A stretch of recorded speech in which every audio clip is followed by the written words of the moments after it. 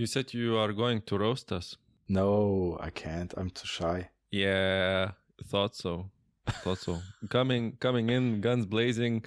Yeah. He's like, "Oh, I'm going to roast you," and then he's going like, "Oh, sorry guys, my microphone, my laptop is going down. Like, how do I speak?" and then he's speaking from the toilet. Like, is this audio okay?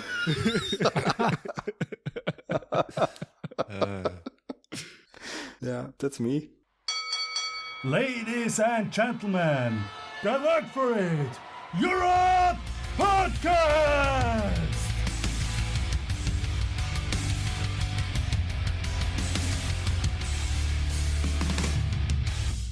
Hello. What's going on, guys? Hey guys, not much. What about you? Kind of busy this week. Let's see, what did I do? I got a new order of the Ultim handle material. You guys know that stuff, right? I know Polyus does. Yeah. I do. It's kind of like a amber see-through-ish color, I guess. So I got some like 30 millimeter for blocks, 8 millimeter and 6.5 for scales. I think those are going to be cool. I got to cut them all up tomorrow.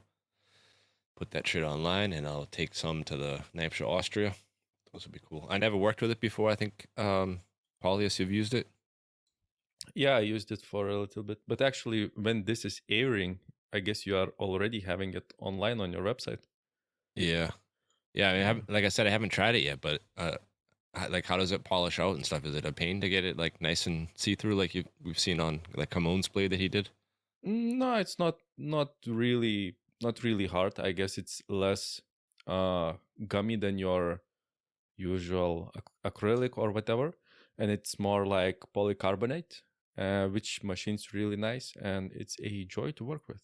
So, but I have no idea actually how it grinds, as I don't grind my handles a lot, so I only know how it machines. So, CNC and everything.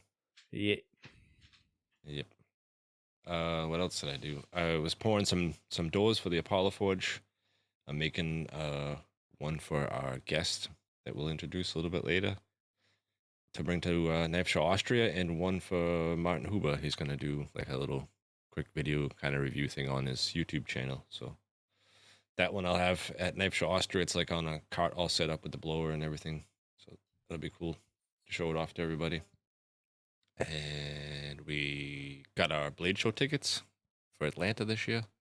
So me and Albert and Andy from the Salzburg Messerschmitt are going to go. And I think Chris, the last guest we had last week, Chris from Forge Works, will be there too with us. So that's cool. We all got an apartment together. This is your first time at Blade, right, Keith? Mine? Yeah, yours too, right? Yeah. What about you guys? What'd you do this week? Paulus, what did you do? Albert is eating and he cannot speak. That's right, yeah. First of all, I need to apologize to our listeners. I won't be airing your insane questions, as these two geezers are not allowing me to voice your opinions, as they would get the show canceled. So if you have any gripes for your questions, please write to knifematerial.at or to Albert. No, it's not my fault, boy. It's not my fault, boys. No, it's not my fault, boys. You can ask whatever you want. I can still fix it in post, so don't worry. Exactly. Of course, I mean, but like the number one question was, how big is the schlong? I mean, is that really important? People want to know. People want to know. So if I'm getting silenced and if you don't hear the questions, write those to geezers. And for me, the week was, I feel such a relief. I finally sent off to the heat treat the batch of almost 200 knives. It weighed 12 kilos almost, which was a pretty heavy package to send. And now I'll be working on some handles, handle materials, and fixtures for my CNC so I can prepare efficiently the batch for Knife Show Austria. So you have everything prepared, because time is of the essence currently. It's so little time left that it's crazy, you know. It's getting close. Yeah. Is this all the same model, or you got a couple different models in that batch? In that batch, there are actually all of my models in all of the steel variants. So doubled, all in N690 and all in LMAX. So Iltis, my EDC knife, and Angus, the small scalpel, and my Varnas universal knife, they all will be available in N690 and LMAX variants. And also you will be able to choose from multiple handle materials in the show. I probably will do some small order sheets where you just, tick the checkboxes, what you want your knife to be assembled of. You give me the money, the cash, and you give me the order sheet, and I will assemble in front of your eyes, and you will get your fresh new knife. So in this case, I need to prepare a lot of handle materials to have, I don't know which sells the best, but I already got some inquiries if I will be selling my Iltis model with the yellow handle scales. So I'll need to do some of those, And it's a big milestone, but I ordered a full sheet of steel from the mill. So last year at this time, it was my first time when I was ordering directly from Norplex the handle materials and got them in full micarta sheets. And this year, I'm finally ordering full sheets of steel directly from the mill. So I feel like the Baltic Blades manufacturing is just going up and up, which is pretty fun, which is enjoyable. Yeah, the full sheets make it worth it. If you got a little extra money to play with, you get way more knives out of the sheet for your money. Yeah, I was buying already in some sort of a sheet form, but it was like 50 centimeters on 50 centimeters. And now it will come in 1 meter on 2 meters. So that is exciting, And the price is way better. So yeah, pretty cool. So Albert, are you done with your strudel? I'm not. No. But how many knives are you bringing to Knife Show Austria? 10 of every steel of every model. What does that mean? So like 60 or? Yeah, something like 60. Mm-hmm. So I have no idea which sells the best or whatever, but if I sell 5 of any, I will be happy. That should be fine. I'm very much looking forward to mine, the special Workford Europe host edition. We are getting for free, right? So the what? Nothing. The bank for it. You are getting nothing. I know. You have to pay extra. Friends and family pay plus extra. 5% to the price. Okay, really? Just 5. Yeah. Plus 5% for the hassle. Albert, are you guys making knives special for the show, or are you just gonna grab some off the wall like the night before you leave? I have no idea. I have no plan. We haven't finished a single knife for the Knife Show Austria, but we will bring some. I hope. Yeah. Making Polius nervous. We won't do anything special, I think. So mainly knives to show off the steels. You got enough special side projects already going on. Yeah. I might bring one of those if we manage. Yeah. One of the secret ones. Yeah. Will it not be a secret anymore by the time the show starts, or? If it's still secret, I can't bring it. I mean, that's what secret means, right? So we won't tell anyone. Don't let me forget when we do the Patreon supporters. I had a little mistake. We've forgot like 2 supporters that have been paying since like October last year, and one of them's I have something cool to say, but cool. I want to introduce our guest. He's been waiting for like 15 minutes. We got a comeback. We have a knife maker. I'm sure you guys have all heard of him, seen him on Instagram. Kind of went on like a little 1-year vacation while he was building a new house and a new workshop, but he's back in full swing, and we will see him at the Knife Show Austria. We have Sid Knives with us tonight. Hello, guys.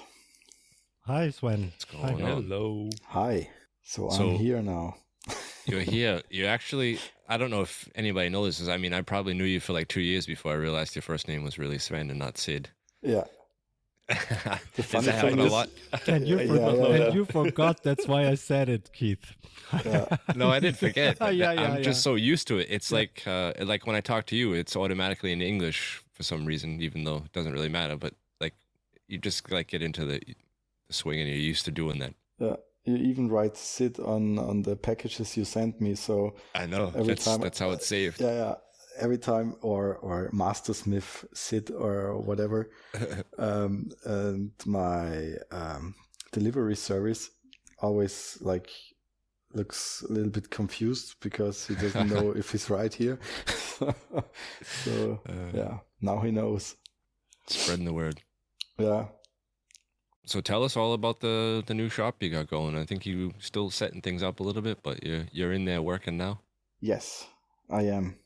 So I'm working my ass off for Knife Show, and yeah, just doing some custom orders, like between that, just to get the cash flow running, because this whole house building and workshop building project was pretty expensive for me. So yeah, I just try to keep the costs low, and then now to get some extra money for new projects I have to finish on the house. So yeah. And now you got a bigger shop, and you got to fill it with new tools you've been buying. Yeah, so it's some new stuff. It's double the size than before. Before I had like 15 square meters, and now I got 30. But it's like you can talk with Albert about that. It's always too small. Like I mean, the bathroom in Albert's shop's I think 30 square meters. No, the bathroom is super small. It's like 6 square meters. Yeah. So yeah, even if you build bigger, it's always too small for your purpose. So yeah, I'm trying to get everything organized, and yeah, next to the knives that I built for a knife show, it's always like I'm searching like all my tools, and yeah, don't know where to put them, and yeah, it's funny. But you had one little problem in your shop. I think you bought a year ago an induction heater, and we're gonna getting excited to set it all up. But it worked out for Andy and Albert. Yes, it did, yeah. Because I was like, yeah, when I have the new workshop, I'm gonna get myself an induction forge, just to play around and stuff. And I'm no electrician, right? So I bought it, and after a year, it's been packed in my house. I unpacked it, and I wanted to install everything, and then my electrician was like shaking his head. What you want to do with that? It's way too powerful for all the cables we installed. So it's even too powerful for the how is it called? The Schaltkasten. Like every house got like 30, fuse panel.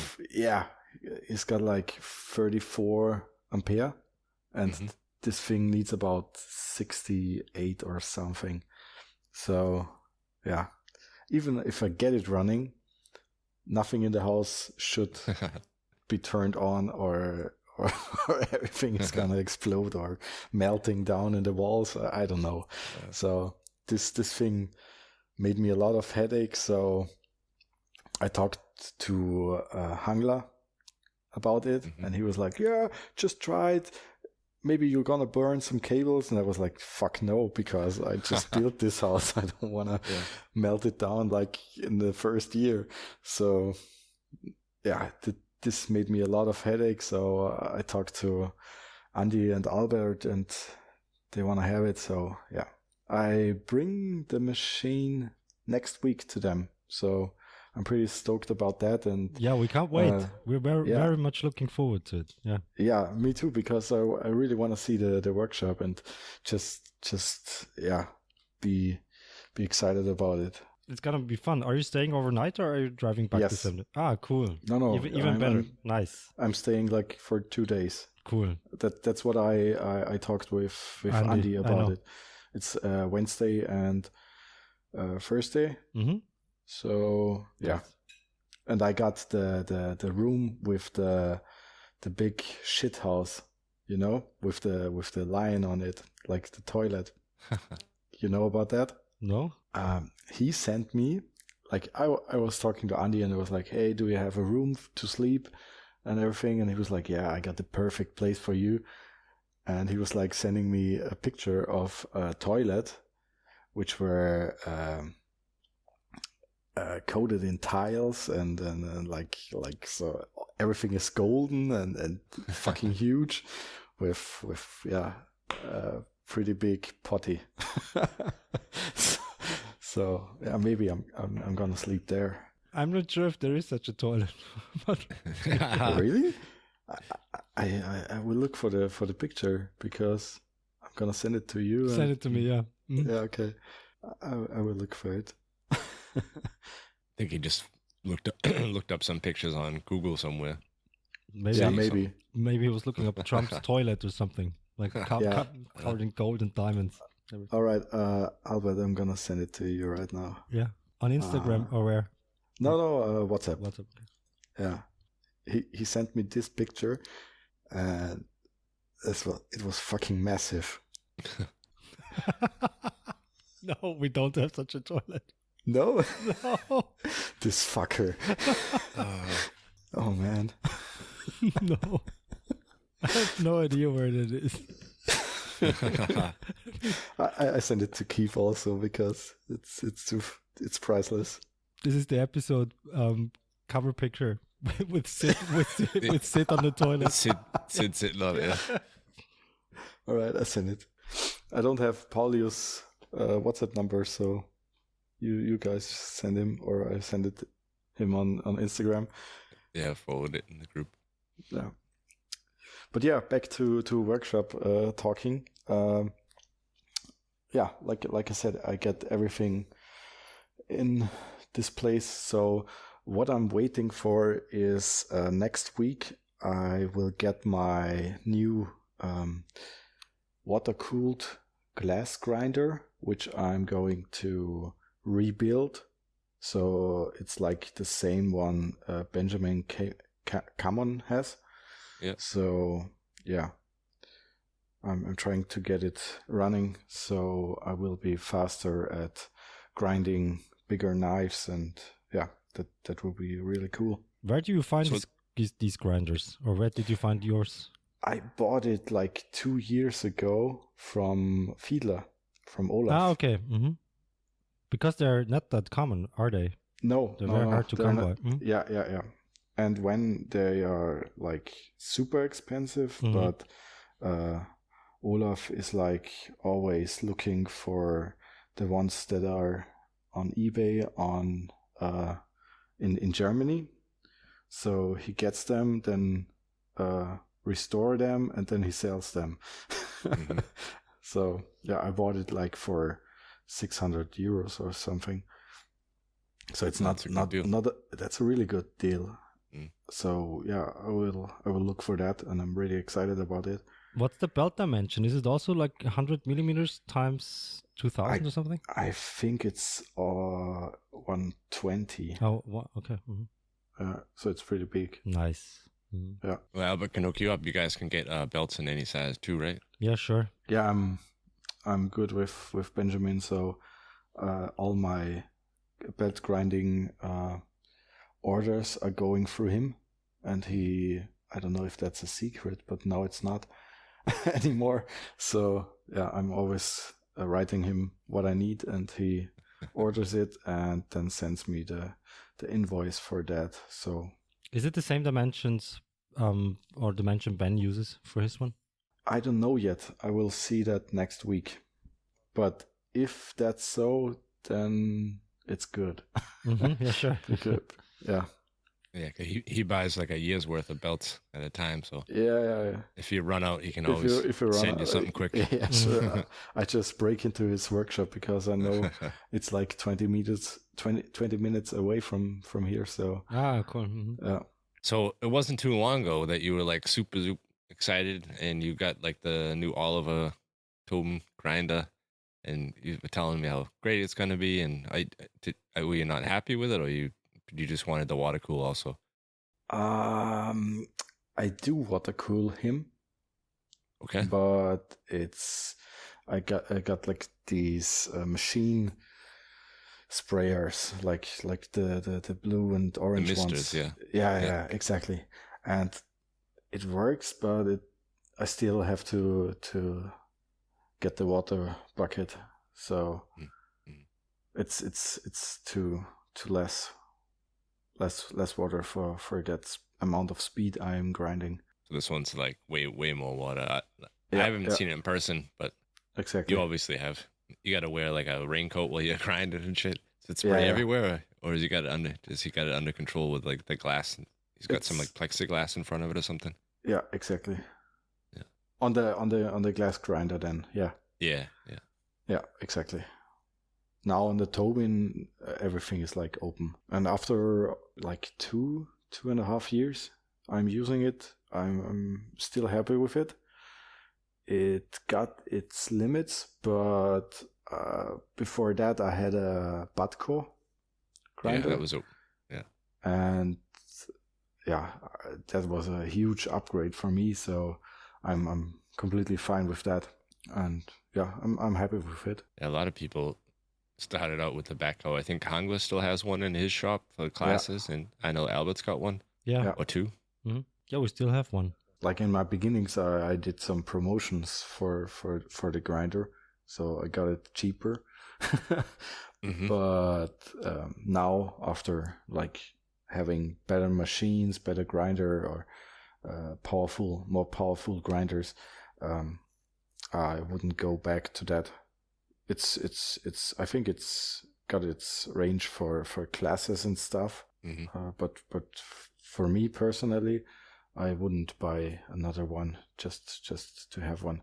I really wanna buy one from Pavel. Just as a second grinder. But yeah, we will see about that because they look pretty solid, and yeah. Yeah, I've had one for, I don't know, 10 years or more. I know that Albert's got one, and so does Paulius. Yeah. I have Alright. two. Yeah, They we are too. Yeah. for the price, they are unbeatable. They are exactly. Zero problems with the tracking, with whatever. Everything works flawlessly. And what I really love that they have a spring instead of a gas shock. So it's I don't know. I had so much trouble with gas shocks that you need to replace them every 6 months or so because they are very strong at the start and they even could snap your belts, but after some time they start to lose the springiness, you know. Yeah, and the springs are so easy to replace. And also Pavel on beltgrinders.pl, he has a lot of attachments also, and he's a very. This is not sponsored, so I won't tell more. Pay us. Not yet. Not yet sponsored. Not yet. Not yet. Which one do you have? Do you have a 50 millimeter grinder or 75, Pavel? Paulus, Pavel. I have both of them are 50, but I think if I wanted to have a surface grinder attachment on it, I would definitely go with the 75. And I kind of regret now not going with the 75 route because you can then easily, I guess, I'm only guessing, you can easily then attach a platen that is 50 millimeters width. And you can use just 50 millimeters with belts. Yeah, you can run 50 millimeter belts on a 75. Yeah. Yeah. But I think if you use the 50 on the 75s, I think the rollers will get used up. Yeah, you have to space the platen out so it's in the middle of the 75s. Yeah, exactly. Yeah, sure. And the spacing is super easy on his grinders because it's just angle iron that is machined out with a slot. So it's very easy to adjust anything there. This is not an advertisement. Yeah, I know. It's for the listeners. Yeah. Which ones? Well, I mean, speaking of advertisements, you do have one though, right? Are you ready for it? Yeah. We can do it. We are like, 20 minutes in? Yeah. This show is sponsored by minihell.eu, the maker of kilns in Europe. I have one for like 4 years, zero problems. No actual problems. It's a little bit of an older model that has a simple controller. But my friend Baltazar offers two controllers. One is super simple, where you just set the temperature and press go, and it just goes to the temperature. And a super fancy one that is called Novus, which he says it's super accurate. He has some lab equipment to validate that. And we actually would like to get him on the show, but Baltazar says he's super shy. So please, our listeners, go to mini_hell_kilns on Instagram and shoot him a DM. Hey, baby, don't be shy. Go to Bang for It or whatever. So he will come on here and he will talk to us. So did I set a trend now? I hope not. But, stuff can happen. It's like me calling Albert Andy just because of Matt. So, stuff just happens. And also, he can build kilns in any specification that you would like. So when you are on his Instagram, just hit him up if you want a super small oven, super big oven for whatever, and use our provided discount code WFI5 for 5% off. Hell yeah. That's a pretty cool option to be able to get the oven in the size that you want. Mm-hmm. And he has some pretty nice examples on his Instagram. For me, as the last time I told it was like 200 kilogram holding tempering oven, and that is pretty fun. And I actually want to get him on this show to talk about like what ovens are the best for maybe Cerakoting and baking Cerakote, or the mods that you can do to have a tempering oven or whatever. He has a lot of knowledge in that space, and that would be pretty interesting. I've been working on getting Sid on the show for like a year because he told me he was too shy too, but we got him on. Yeah, he's too shy. Keep at it. He's doing like 2 times a week a live on Instagram where he's hand sanding, and he's too shy. Really, this shy guy. Yeah. It's like true. a close up of the blade. That's all you see. No, it's actually at a very specific height. And he's doing a very specific movement for an hour, and he's maintaining eye contact with the camera. That's some stamina, an hour.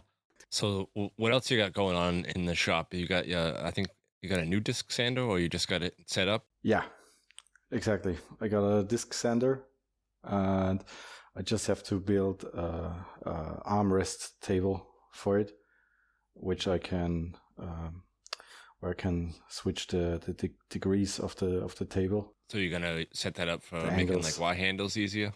Yeah, exactly. Because now I'm trying to do more of the hidden tang handles, and just for the show I got like, normally I do full tang, but I thought for the show I wanna do something different, and yeah, so that's my go-to for the show. Have you done hidden tanks before? Like, I did 2 in about now 5 years. How is the bolster filing? I am gonna skip that one. How? Oh. I'm just burning it in. Okay. Yeah, because I shout out to Martin Huber. I watch his YouTube videos a lot these days, and yeah, he did some nice tutorials on that one. So, and I was in his shop this week to forge a really nice pattern billet for knife show, a really special one. And yeah, I just got it grinded today for test edge, and it looks very beautiful. Oh, I saw that. Yeah, it looks sick. It's a Qmai, right? It's a copper nickel O2 cladding on a Apex Ultra core. And it's Sounds got interesting. like 90 layers each side. Yeah, really beautiful. If I remember correctly, you had some issues that you told in the stories, right? Yes, I did. Gotcha. I got a really big fuck up. I was like, forging the first billet, and then I restacked it. And after restacking it, I forged it sideways, and then a huge crack happened, but not where the forge weld were, like the stacking weld. It was like off center, and yeah, it got me like half of the package were gone. But somehow I managed to get it done. So You're able to save enough for a blade.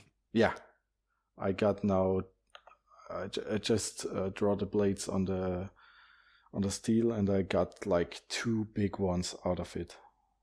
So I'm trying to finish one for a knife show, and if everything works with heat treating and all that stuff, this gonna be my like best or most painful knife ever.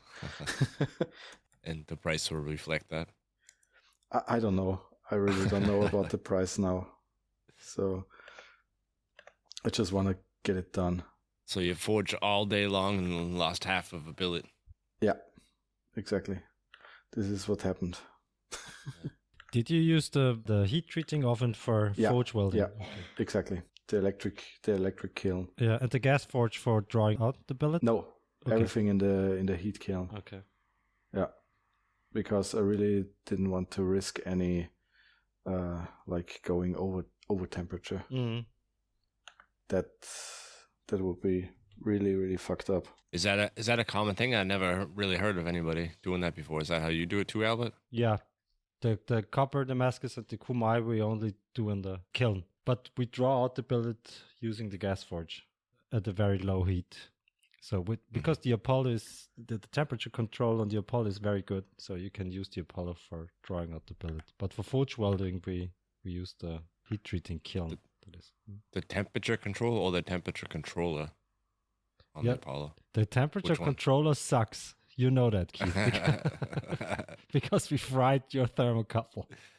Did you replace it yet? No. No. But you can, with the gas pressure, you can adjust the temperature pretty accurately. Yeah. I mean, I said it when I built it. The PID thing is more of a toy, but I didn't realize you were going to fry it after the first heat. Yeah, because the thermocouple you used wasn't meant for that temperature, Keith. Yeah. Well, it goes to that temperature. It's just it's the cheapest one that it came with it. That was for me to try it all out.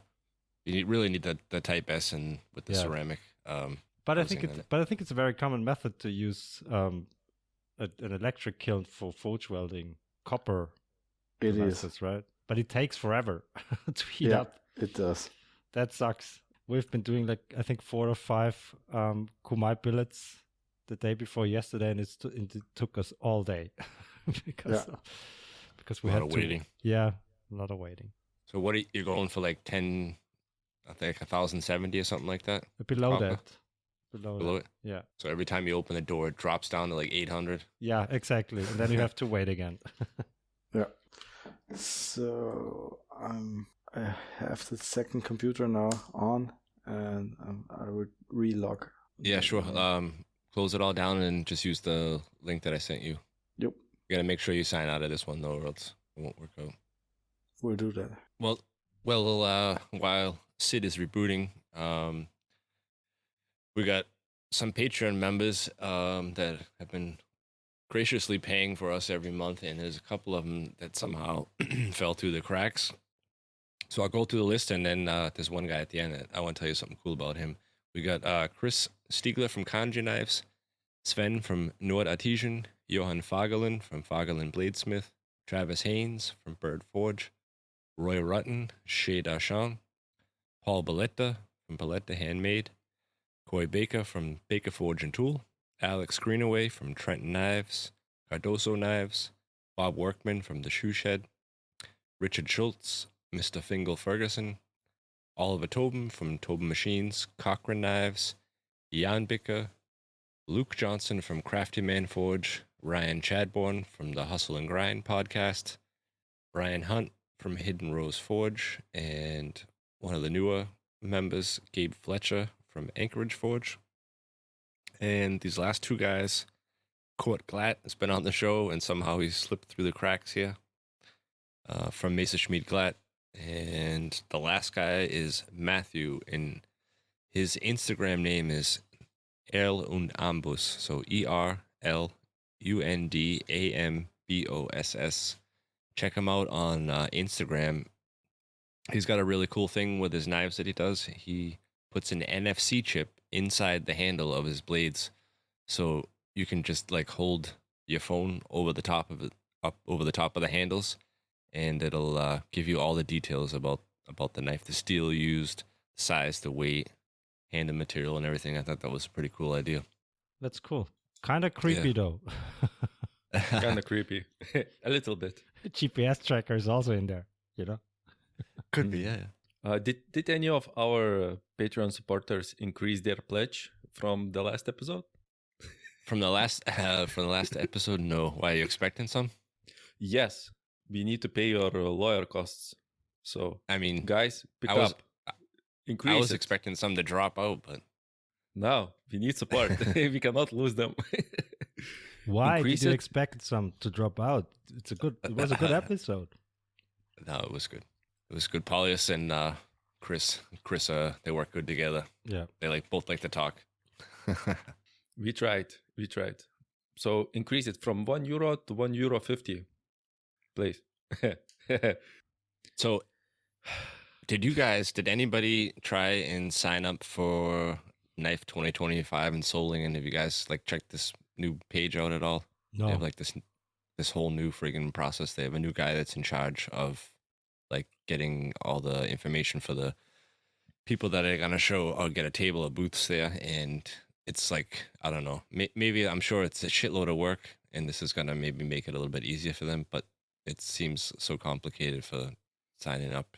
You have to sign up in waves, so they only allow it for a certain amount of people Okay. in 3 different waves. You Hmm. sign up, fill out all your information, tell them what you're looking for. Then you have to wait for them to accept it, and they'll send you another email, and then you can tell them if you're getting a booth, what size, and then you can pick what part of the hall you want to be in, which floor, which section. Then you have to wait for them to get all those people to answer, and then they're gonna figure out where they're gonna put everybody.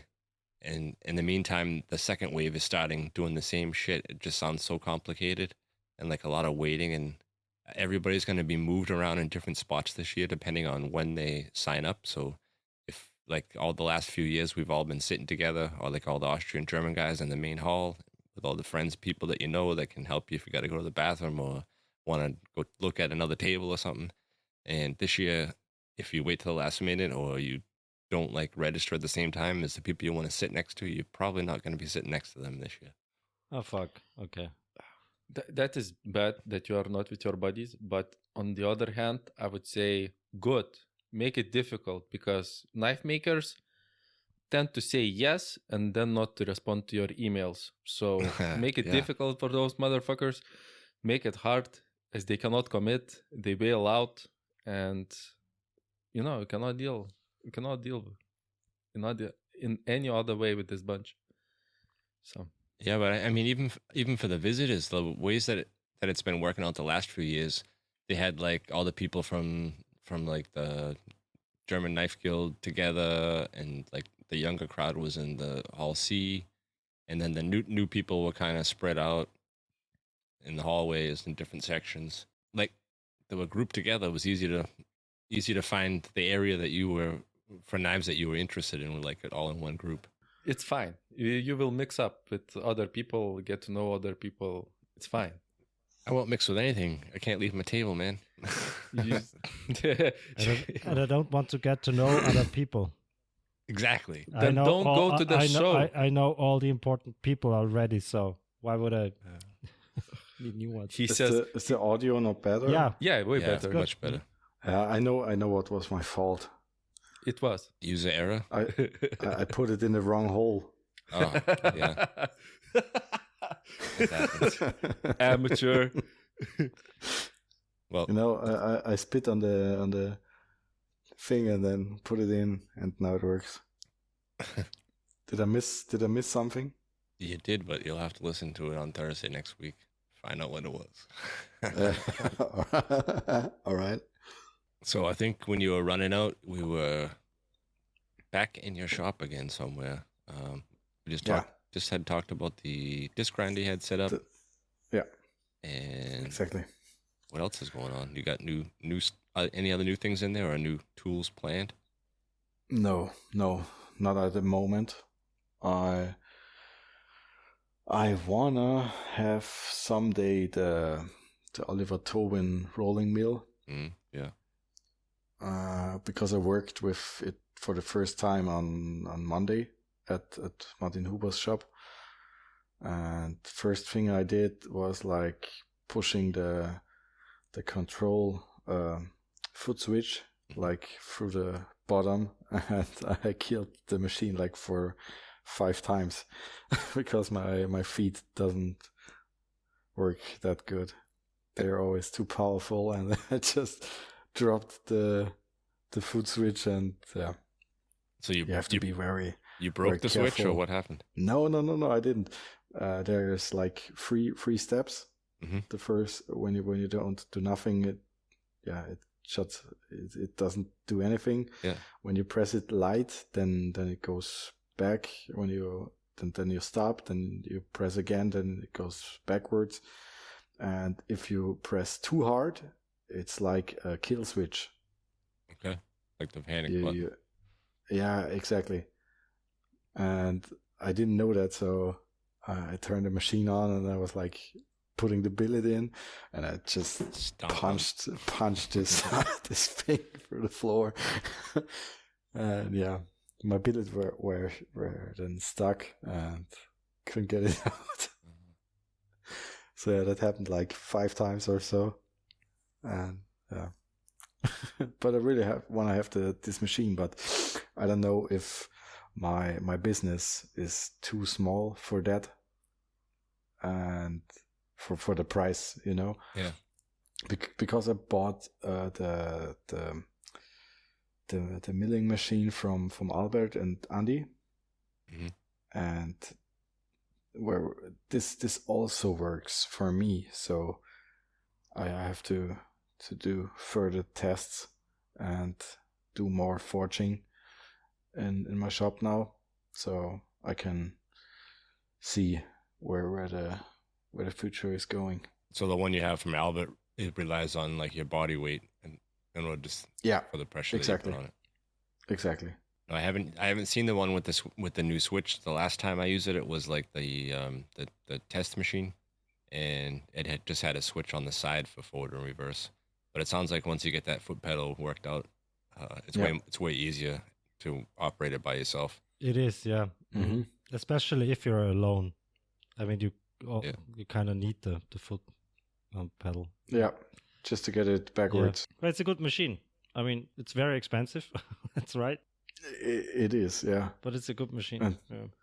That's the thing where I'm thinking about, because I'm just I make money with knives. Yes, I do, but that's such a small amount because I do it part time. So yeah, I don't know if it's okay for my taste. So I have to figure it out. How much is it? It's almost 10 grand, right? Yeah, exactly. And with 10 grand, I can do a lot on my house right now. So that's the other part. I mean, you have to sell a lot of knives to earn 10 grand. So. And you have I just saw recently a post from Rockblade Kilns. He's got a new machine coming out, and I think you kind of like made one of these yourself or a similar version of it. But he's coming out. Exactly. He's coming out. Twist machine, yeah. Yeah. Exactly. How much is this one? Do you know that? The twist machine from Rockblade? I think it's not even finished yet. It's right now. It's still in like I mean, he might have one that he's trying out, but as far as I know, it's still like the test phases. If you want to, Albert, I can bring mine to your shop so you can test mine. Does it work? Because we also built one and we broke it. Really? Yeah, How? not the vise wasn't strong enough. Ah, okay. No, the thing I built, it's okay, I guess. So Sid used a pipe threader, an old pipe thread. If you know what Yeah. these are. Yeah, okay.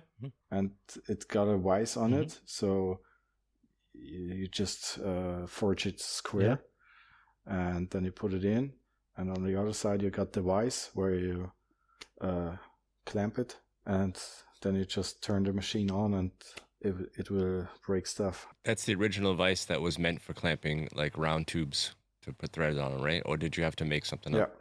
No. It was the original one. So if you want, Does the vise move when you're twisting? yes, Ah, okay, good. Mhm.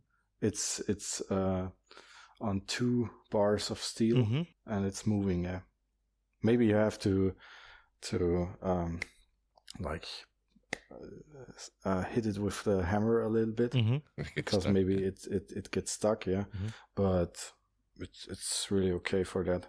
If you want to, I can bring it. Sure, bring it. Yeah. All then right, we could and then we can do some twist Damascus. sure. Because now we have to twist by hand. Yeah, I know, and I'm too weak for that. No, we're not too weak. We're too lazy for that. Yeah, that's the other part. Me too. But it's always fun when you're doing classes doing twist Damascus because people Yeah. seem to like it a lot. The action, right? So Yeah, So you get the students to They twist get- it for you. of course, you like to watch your students suffer. yeah.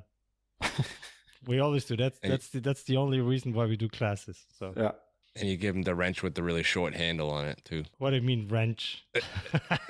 Well, everybody uses, or when you see them online, the people that make their own, they use like a wrench and just weld a bar on the other side, and it's hot as fuck when you're wearing gloves and trying to twist with the wrench. And so, what do you guys got planned now? Just some twist Damascus when you go up, or you guys gonna make something? I don't have any plans. I just wanna visit the shop and just go for whatever happens. But should we prepare Damascus billets for you? No.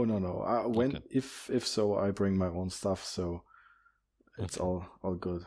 I've got enough steel, so which I'm bringing.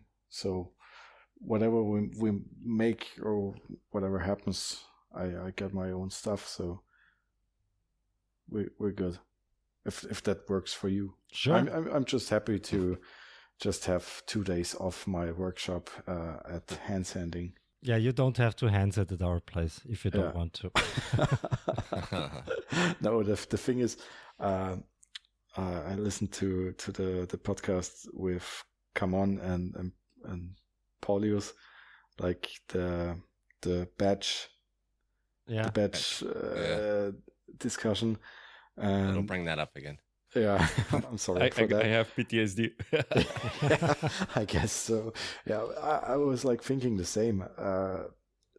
Like before I was house building, I was like doing every knife like from start to finish, and now I'm like more like efficient, like with heat treatment. I do like 5 to 7 blades for heat treating, then I do the annealing on all the blades, and then I just do all the grinding and then all the hand sanding, which I don't do a lot, but on these particular knives I'm going to do for a knife show, so I think it is worth it.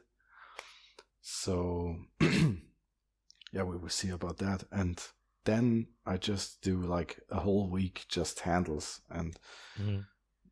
because I think I'm more I got more precision on what I do, because I focus on just one thing the whole week and not like focusing on different parts of the blade. That's a of good the- point. of the, Yeah. of the knife making. Yeah. Yeah, that's a good point. It is until you get the hand sanding week. Exactly. No, I like Paulia said, I did like 2 live sessions this week, just because I get fucking bored at hand sanding, and I just wanted to show people how painful it is, like customers, because you can tell them, I have to fucking hand sand this blade for 2 or 3 hours or whatever, and they don't see like the pricing behind that, because it does cost more, because it's like you're wasting. You're not wasting, but you're definitely spending time on that. So, but that's a good point. It's not just about efficiency, but also about precision, right? So that's a good point. How does that work with your One Piece bullshit, Baltic? Take this. Well, I'm sorry for bringing that up. No problem. Albert has a big misunderstanding, doesn't understand One Piece flow. But that's fine. You can work in batches, but it's pretty clear if something goes south in your plan and you don't finish handles in the last week, or fuck up the hand sanding, you don't have any knives finished then at the very end of the deadline. And if you would be doing one knife at a time, you would at least have 1, 2, 3, 4, 5, 6, 7 knives finish, and maybe not the total count. And if something goes wrong, it doesn't go wrong in the full batch, But why would it go wrong in the full batch? If I mess up one handle in the last week, seriously, Albert, you want me to think of a hypothetical case where something wrong could go in, let's say, wrongly set up handle, like the handle jig for the octagonal handles or whatever. Okay, if you have a systematic mistake, I know what you mean. Okay, I get the point. Yeah. Finally. Yeah, that's why we don't need any jigs, Paulus. We can do it freehand. Yeah, I do. Like, I can't work with jigs. Really, I can't. I fuck it up like every time. If I would work with jigs, I just freehand everything. Maybe it takes longer. Yes, it does. But I'm way more comfortable with that. That's fine by me. But it really depends on your game plan and what you want to achieve with your knife making. And for me, it's like having employees and growing it as a business. And the hand skills are really hard to translate to other people. And if they are translatable, then the job needs to be interesting, because you invested all that time and effort in teaching them that skill. And if that job is not interesting for them, they quit and you lose a lot of time. And for me, that is a big liability. Maybe for Albert, the goals are different. And basically the goals are different. And there are so many different approaches at knife making, where you can look at someone like Fingal Ferguson. I guess it's a wonderful one-man band where he can do a lot of extravagant things and still make big batches of knives, deliver a big quantity of knives, and maybe have one employee. And you can see at other small companies that have like 5 to 10 people, and they are working in a totally different approach to manufacturing the same thing.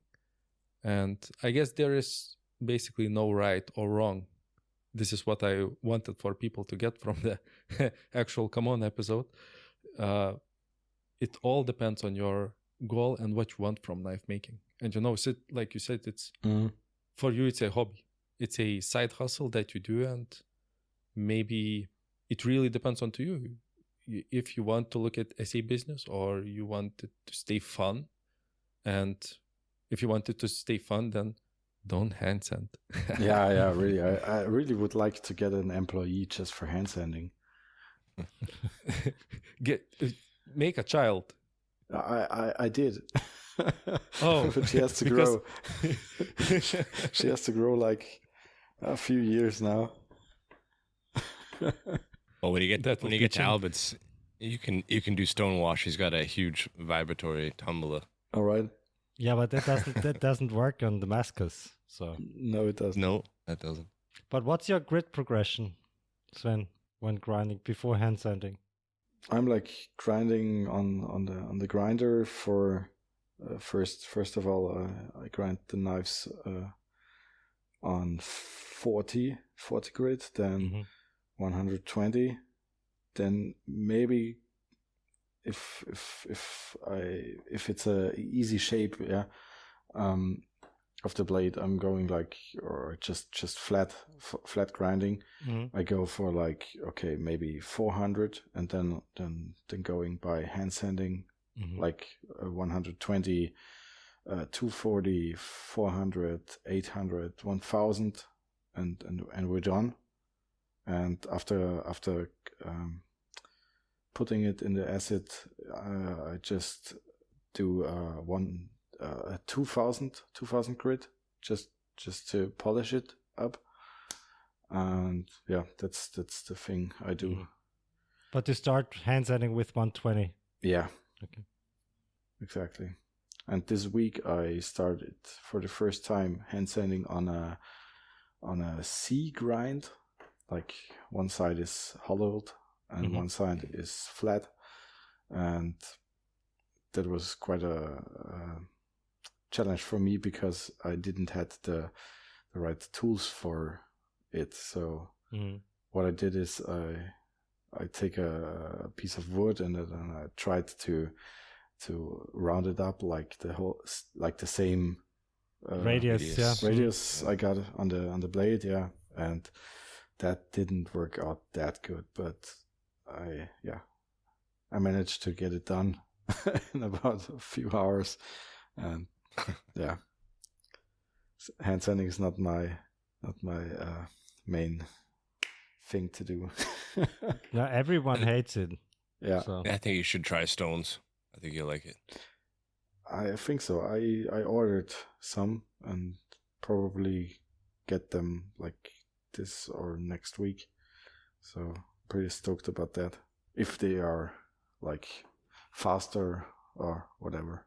Yeah, I think it's faster. The last one I did, I used the stones, and especially like if you got some scratches in there, they seem to come out a lot quicker. But you got to get used to the grit is like not the same. Like if you have a 120 grit stone, it looks more like almost like a 400. The finish you get from it. Yeah, no, but I'm really excited about seeing Albert's shop next week. So it's gonna be fun, and no hand sanding. No hand sanding at all. Just forging. Yeah, just forging and having fun and all the giggles. What we sometimes do when we do like monosteel blades is we sandblast them after we're done with grinding on a belt grinder, and then we acid stonewash them. And the sandblasting gets rid of all the scratches from the belt grinder. So even if you use the right media, you can get rid of like 120 scratches from the belt grinder. So sandblasting and acid stonewashing is also a very nice finish on monosteel blades. Of course, not on Damascus. But So how does that affect like the crisp grind lines and stuff? The sandblasting, does that wash them out, or no? It doesn't affect the grind lines at all. I mean, unless you are too aggressive, maybe. But it didn't do anything to our grind lines. What we did, we had a class with 3 people yesterday, and everyone wanted to build 2 knives, which is usually not allowed, right? So usually it's one knife per person. Yeah, sure. But they said they want to build a small neck knife and a big outdoor knife, and we said, well, then we can't do any hand sanding. That's when we did the thing I just said. So because it takes time, yeah. Yeah, because hand sanding a monosteel blade takes way longer, in my experience, than hand sanding a Damascus blade. That's true. The scratch pattern has to be perfect, right? On the Damascus knife, it's not that critical because the acid gets and the Damascus pattern gets rid of or hides almost all imperfections. Exactly. Given that the hand sanding is somewhat okay, but on a monosteel blade you see like all these J hooks and stuff. So, which is surprising because monosteel blades are way cheaper usually than Damascus blades. That's why these days we almost exclusively do Damascus blades because they're way faster to do and way faster to finish. Right? So, which is ironic, but yeah. That's just how it is. On the mono steel blades, I only do belt finish, like up to 400 grit. Yeah, because of the hand sanding, right? Yeah, no, but because I don't see the point in it. Like Paulius is doing his knives, it's perfect the way it looks. So yeah, why not? Come does the same. And I talked to Ben a lot on like grinding on doing the belt finish, and I kind of use the same belts as he does. And I really have to say, even if I don't do like the jig grinding like he does, I get a similar precise look of the blade while freehand grinding. And for me, it's like perfect on mono steel blades. I can't grind, I can't hand sand that pretty than I do with belt finish. Okay. That's the funny part. I mean, with hand sanding, you can hide or get rid of some imperfections from the grinder, right? So You can. that's why most people, when they're starting out, that they usually can't do like a proper belt finish. Yeah. So that's why they start hand sanding. Exactly. And the visual appearance of a hand sanded monosteel blade is, in my opinion, completely different from a belt finish, right? Because the grind lines are vertical and not horizontal, right?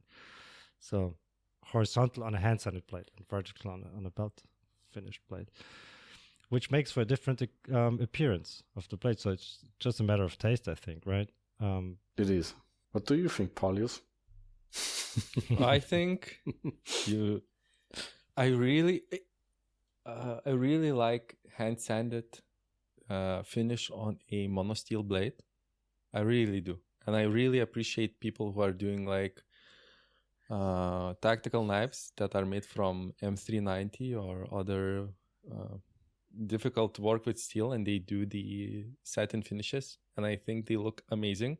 Mm-hmm.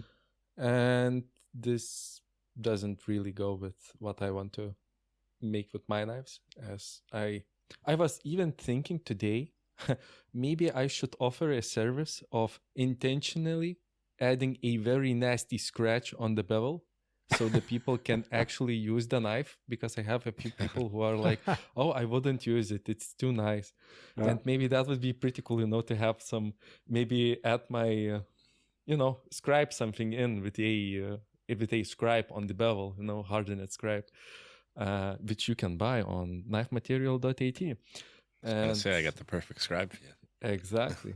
Well, Paulius, I got a perfect tip for you. Just put some grinding dust in your Kydex sheath and then put the knife in. You get the same result. Yeah, but I want, you can, there is a like really big difference. I thought about it, where I could just not wash out, but it's like not, then it's not intentional, or if it is intentional, then it's just being lazy. And if you do an intentional scratch mark, which, in a very specific place, like right on the bevel, and you scratch your signature or whatever with it, this then allows the people, look, it's imperfect now. And it's intentionally imperfect. And then they can use it. And I feel like especially the monosteel satin blades I would really not want to use it. And I would really appreciate it. And I would look at it, because it looks beautiful. And Albert had a really great point that it looks way different than a Damascus blade. But Albert, I also, I hope you are not too deep in that strudel with your face, but I wanted, because you're muted. I'm done eating. Don't worry. Because I wanted to ask you, is it really way faster to do a Damascus blade? Because you have to forge the steel, and not counting the forging. I meant just doing the blade. That's right. Yeah. Okay. The finishing of the blade. The finishing. Then it doesn't. Yeah, because you have to make your own steel then. But is it? Then it's not more efficient. But even then, I mean, we can do like 10 meters of Damascus in 2 days. So that doesn't really. That's the fun part. Yeah, that's the fun part, but that's not really an issue, time-wise. You know, you have a good operation going when you measure how much Damascus you can do, not in billets but in meters. Yeah, that's yeah, I mean great. that's how we measure it. I mean, we can also measure it in kilos, so it's like 10 to 15 kilos. In I mean, 2 days it might be even too long. Maybe we can do it in 1 day. So really, of course, I mean, it takes 3 to 4 heats to draw the Damascus billet. That's super fast. But if you want to do some sort of a pattern, ladder pattern, raindrop pattern. Yeah, I was whatever. talking about random Damascus, so layered, random layers. Just so, layer, yeah. Just layers. Of Just course, if layered you want to and do, hammered. Mm-hmm. yeah, so if you want to do a more complex billet or Damascus pattern, then of course it takes longer. So if you want to do a raindrop or whatever. If I got a question for that Damascus thing, like for next week, how long does it take? Because I never did it. How long does it take to make mosaic Damascus? I know it's super difficult and the problem sections are way higher than a normal Damascus billet. Mhm. But how many hours can you put into a mosaic billet? It depends on the mosaic, but with a standard, let's say, an explosion Damascus, right? With these stars that explode, right? Yeah. I'd say at least 2 days, because the way we do, it's not just 2 days of forging, but you have to anneal it at least once. Yeah. Because when you do the tile weld, you have to cut it at an angle, right? Mm-hmm. So usually 35 degrees. Yeah, sure. To cut everything, yeah. Yeah, and then it has to be soft, and annealing done properly takes overnight. So sure. At least 2 days. Yeah. I mean, with our billet, it takes longer because we anneal them twice, and because we mill the billet before we do the four-way. Oh, okay. All right. And if we want to mill it, it also has to be soft, so we have to anneal it before the four-way. Before we do the four-way. So with us, it takes like 3 days at least, I think. All right. Yeah. But we can, if you want to do a quick mosaic, just... No, I don't want to. But it's fun. I know, but you know what's fun is? I never wanted to make Damascus until Keith asked me if I want to do a class with him on Martin Huber shop. Mm-hmm. I never thought about making Damascus like ever, because I back in the day when I started, I only wanted to do outdoor knives, yeah, like the one you can fucking use and throw it into a tree or whatever. And I never thought about making kitchen knives ever. Like, because I wanted to stick to that plan, but somehow they convinced me to do different things, and now I really like it. But I never was impressed by mosaic Damascus billet. Like, maybe I didn't have seen the right pattern or whatever, but I never found it pretty enough to thinking about making one, you know? Really? Yeah. Up to this day? Yeah, exactly. Interesting. Because I mean, when I first saw mosaic Damascus, I thought it blew my mind. It was so fancy. It does, yeah. But for my taste, it's kind of boring, even if it's super hard to make. Really? Yeah, I'm way more attracted to like the 150 Sanmai patterns than anything else. I really like Sanmai things. Yeah, so me too. But I mean, you can like both, right? So it's allowed to like both. Yeah. It is. So, what's your favorite pattern? Whether it's like any kind of pattern, from mosaic to Damascus, Sid, what would be your favorite pattern, the one that you'd want to try to make? The one I'm currently trying to make. Okay. Yeah, what's that? What is the one you're currently trying to make? On Monday tried to forge, like I talked in the beginning. You meant the thing you did with Huber or Huber shop? Okay. The copper, because the test piece I've etched, put in the acid today, was like so super nice that I can't wait to see the knife, which I'm going to build. So maybe this is my go-to thing, because we forged the steel once for the flipper knife, which we take a class at Chris Feichtel Calderum blades, and I really liked the knife or the pattern, but I thought maybe if there would be more layers, it would be even nicer. And so I tried to forge this on Monday, and it worked out, some part of it. And yeah, so now I'm pretty stoked about that one. But normally I really like the 90 to 150 layer cladding on each side, and yeah, this is my favorite thing to do. What's Albert's favorite pattern? Good question. Do I have to be able to make it myself, or can I just... No. Okay, so No. I mean, I like the stuff Anchorage Forge, so Gabe Fletcher does a lot. Yeah. Of course, Kyle Royer, but that's just something different. But I'm a big fan of Mosaic, to be honest. I mean, because it's so hard to make. And if I want to use a knife, I mean, I would never use a Mosaic Damascus knife, to be honest, right? It's just, in my opinion, it's just too pretty to be used. But it's more like a piece of art than it is a tool. And I somewhat get Sven's point. If we want to make tools, maybe Mosaic Damascus is not the right thing to make a tool out of. Sure. Yeah. So that's where Sanmai and like normal Damascus comes in. So, but it's a tough question. I mean, it's like asking someone who's your favorite child, right?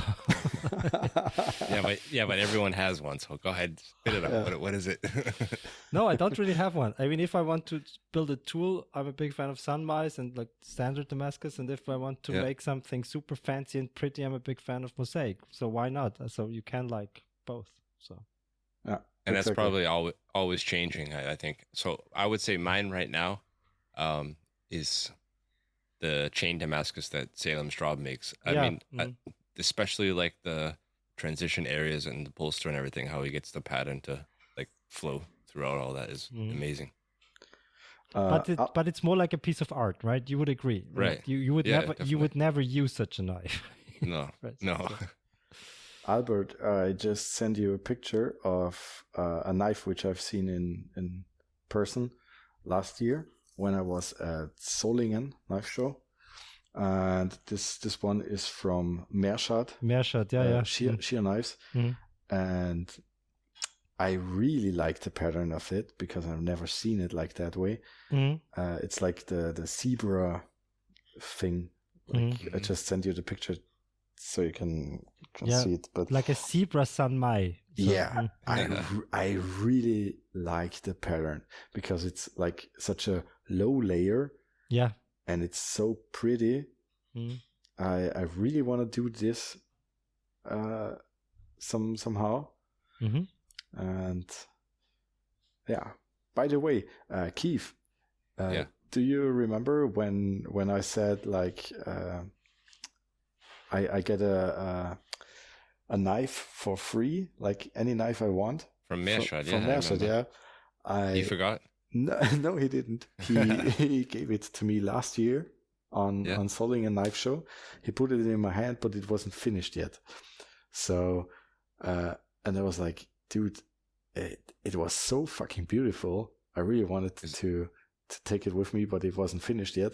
So he promised me, because he had hard times still the last few months, he promised me to bring it to Knife Show Austria, and I can't wait to get it home.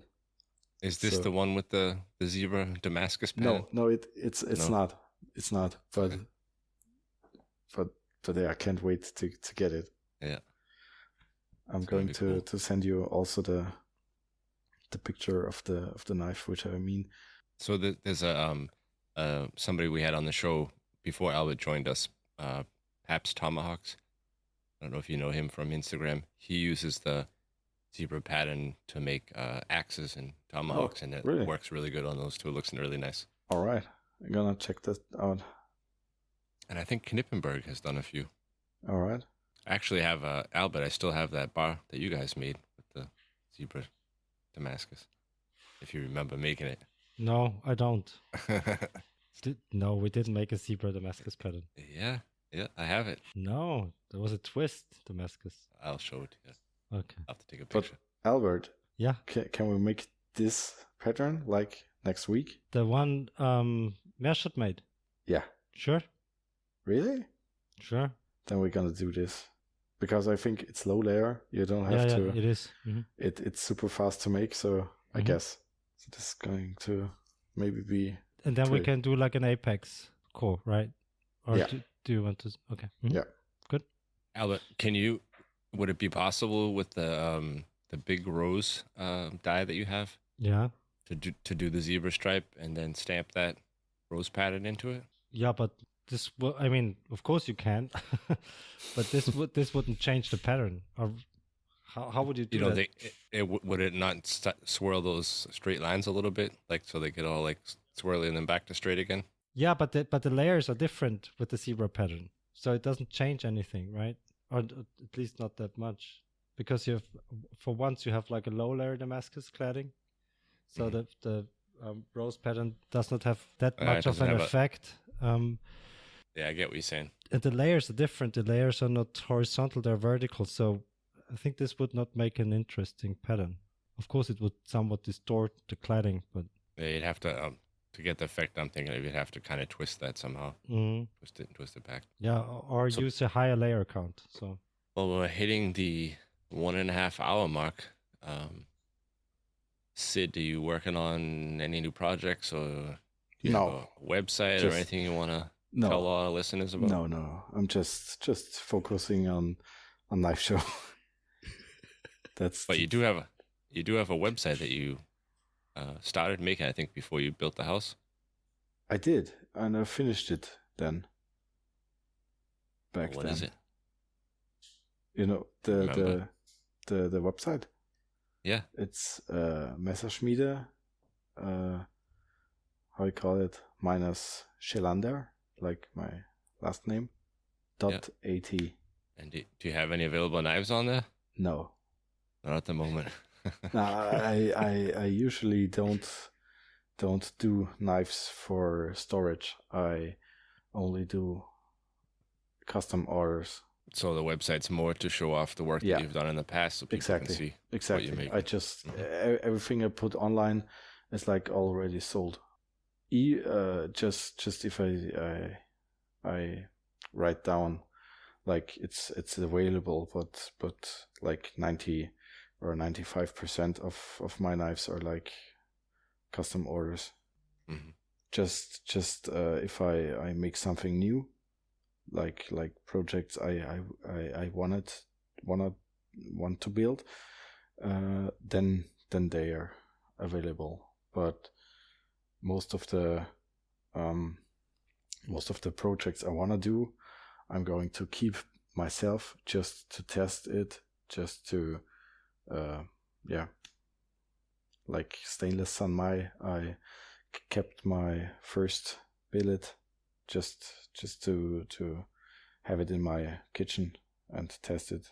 So yeah, so knife show really stresses me out because I have to like make knives for storage, which will be laying around then after that, maybe, I don't know, and we will see about that. But I still have orders from like 1.5 years ago, so that really stresses me out because the customers were like waiting for so long. And the thing I do is I talk to them before building my house and all that stuff, because I told them before they even contracted me, like, yeah, I have to build a house, I have to build the workshop, I got a young child at home that I have to take care of, and they were like, "Oh yeah, just take your time. When it's finished, it's finished." And sure, they asked while building with the house or the workshop, how's it going, and when will I start or whatever. And I say, yeah, maybe in a half year, maybe in 1 year, I don't know yet. But if you want it now, I can give you a site or a bladesmith who can do it for you. And I'm happy to help you getting your knife or whatever. And yeah, that's the thing. But they were pretty loyal to me. So yeah, big shout out to my customers. Thanks for that. Thanks for your patience. Yeah, I mean, if they came to you asking for a knife, it's because they wanted something for you, and the people are usually willing to wait for that. Exactly. But that's that works as when you're a hobbyist. I think for the full time or most of the full time knife makers, as soon as they hear the word, just take your time, then you could be on a couple year waiting list. There. Yeah. Exactly. No, the thing is, I can. I'm pretty thankful for every custom order I get. The thing is, I do get questions about I don't know, like patterns on Damascus, or like blade forms that I don't do. Maybe they even send me pictures of knives other makers make. Yeah. Can you do that, or can you do that cheaper? And I'm happily in that position that I can say, no, ask the maker. And I'm not kind of I don't need the money, so like a full-time maker does. So I'm pretty happy about that, because when COVID hit, I started to make knives, right? And I was then in like the 10 days quarantine or whatever it's called. And I was like, all the days I was in quarantine, I was in my shop. And I did get so frustrated on being in the shop, because it took my mental spirit on creating things. I don't know. I just need the time, like I have now, because now I'm playing with my child for like 2 hours after my 40 hours job.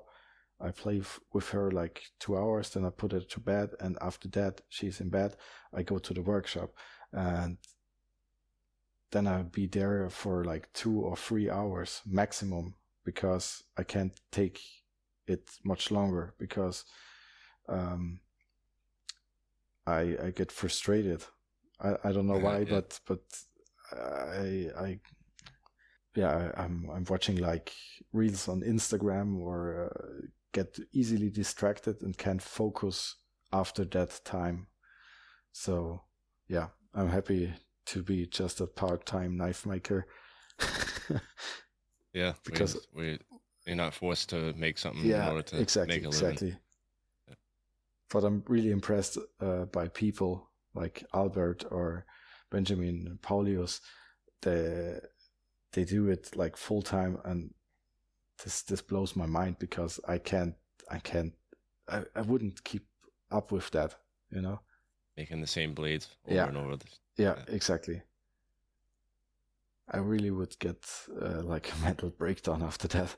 Yeah, hey, we do too, like every week. So you get used to them. We do too. So we also get mental breakdowns. Oh, that's fine. That's called recording this podcast. Yeah, you'll get used to it. The thing is, you guys drink. I don't. Yeah, that helps. That's right. Yeah, I know. So I thought we were getting into the end of the show, and then Albert and Paulius have this little side discussion going on, which I think is kind of interesting, and we should probably include it in the show. What? Paulius is a little confused on what the definition of mosaic Damascus actually is. All right. I just was asking if feather Damascus is considered a mosaic. If so, Okay. why? And what is the definition of mosaic Damascus? And Albert explained it beautifully. I didn't see all of it because it distracts the shit out of me when that's going on the side. But you do know what mosaic means, like mosaic tiling and stuff like that. You understand? Like, so how could feather Damascus be mosaic? Oh, Albert? I found a definition, okay? Because I didn't think that it was going to be part of the show, but here you go. That's the definition. Mosaic Damascus steel is a type of pattern welded steel where a billet is cut, rearranged, and then forge welded back together to create like a puzzle. For instance, to create a mosaic-like pattern, often with intricate and symmetrical designs. So cut, rearranged, and forge welded back together. So with a feather is cut and rearranged and forge welded back together, right? Mm-hmm. Yeah. So, but my explanation, which was not a definition, but that's how I tried to explain it to Paulus, was with a mosaic Damascus, you can't grind off the pattern completely, right? So with raindrop, for instance, a ladder Damascus, you can grind off all your ladders or all your raindrops because it's just on the surface. But with mosaic Damascus, you can't do that because the pattern goes all the way through the billet from one side to the other. So that was my definition. I have just a very small issue with that, with both of these definitions combined, is that if you take a long schlong of random Damascus and you cut it in half and just stack it on top of each other and forge weld it, you are basically doing the definition of cutting it and rearranging it. Yeah, is it really rearranged to create the mosaic-like pattern? No. I'm not sure whether or not it's rearranged, but it certainly does not create a mosaic-like pattern. So and repeating pattern, and feather does that, right? Feather is a somewhat repeating pattern because you have your feathers, right? Like same with explosions. But you are not rearranging it. You are just cutting it in half and just forge welding it back together. Yeah, that's right. But yeah, I mean, it depends on what you mean by rearranging. But it makes sense if you look through it. Like you cannot grind it through it. If you go through it, it's the same. And then it rules out all of the sand mice, all of the, basically. I think with the feather, you're not rearranging it. You're distorting the pattern and then welding it back together. Mm. But it's also sideways then.